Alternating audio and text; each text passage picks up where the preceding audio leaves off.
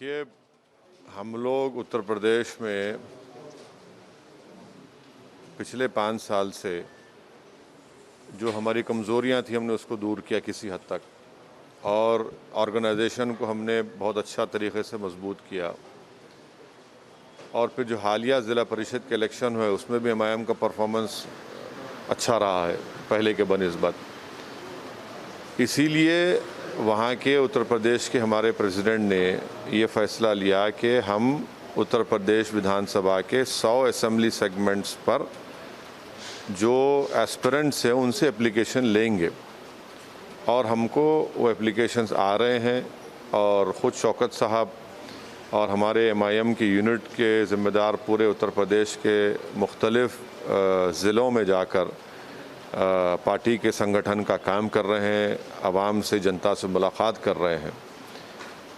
हमारा उत्तर प्रदेश में ओम प्रकाश राजभर साहब के भागीदारी संकल्प मोर्चा का हम एक हिस्सा हैं, और हम उनसे अनकरीब में जल्द से जल्द मिलेंगे, बातचीत करेंगे। हम भी अपनी सीट जहां पर हम लड़ना चाह रहे हैं उनको बताएंगे, अब उसके आगे बढ़ेंगे। हम उनके साथ अभी हैं ओम प्रकाश राजभर साहब के साथ। मायावती ने भी ये कमेंट किया है कि वो 2022 इलेक्शंस में सोलो लड़ेंगे, मतलब उनके साथ कोई इलेक्शन नहीं है। देखिए, हमारी पार्टी के बीएसपी के किसी लोगों से बातचीत नहीं हुई है, या आप हमको बताइए कौन से बीएसपी के राज्यसभा के एमपी ने या उनके ज़िम्मेदार ने हमारे लोगों से, पार्टी के ज़िम्मेदारों से बातचीत की?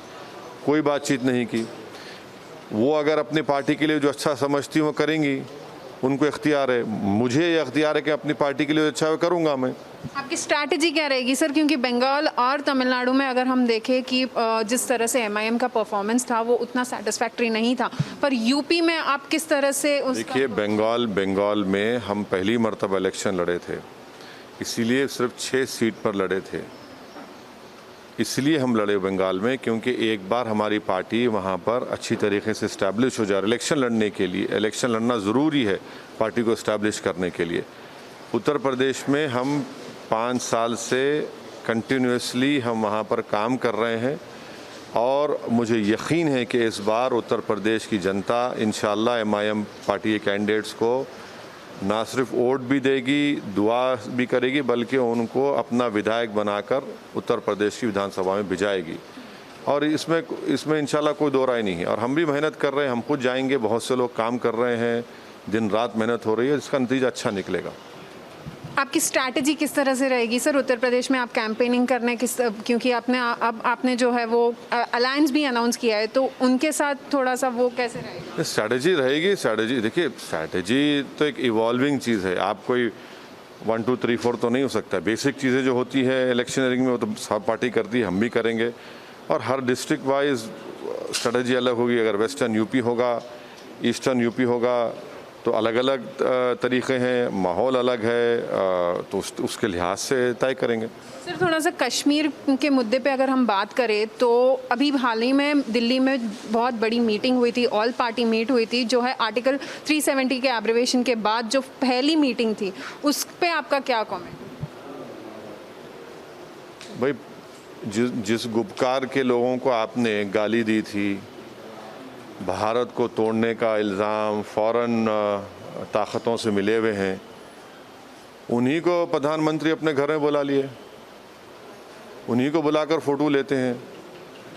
ये समझ में नहीं आया कि जो फॉरेन ताकतों से मिले हुए हैं, भारत को कमज़ोर करना चाह रहे हैं, प्रधानमंत्री मुस्कुराकर उनके साथ खड़े हैं। और दूसरी बात यह है कि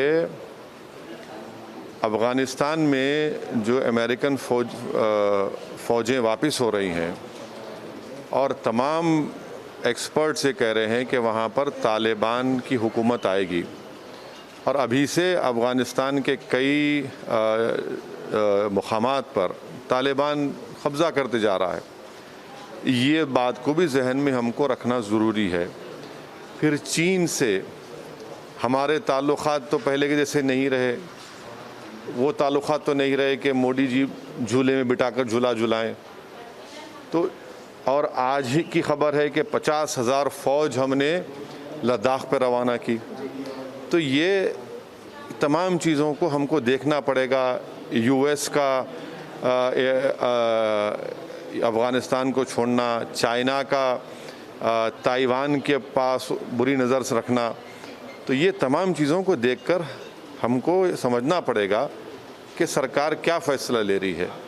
और साथ ही साथ जो कल जम्मू एयरपोर्ट पर ड्रोन के ज़रिए हमला हुआ, ये ड्रोन किसका है?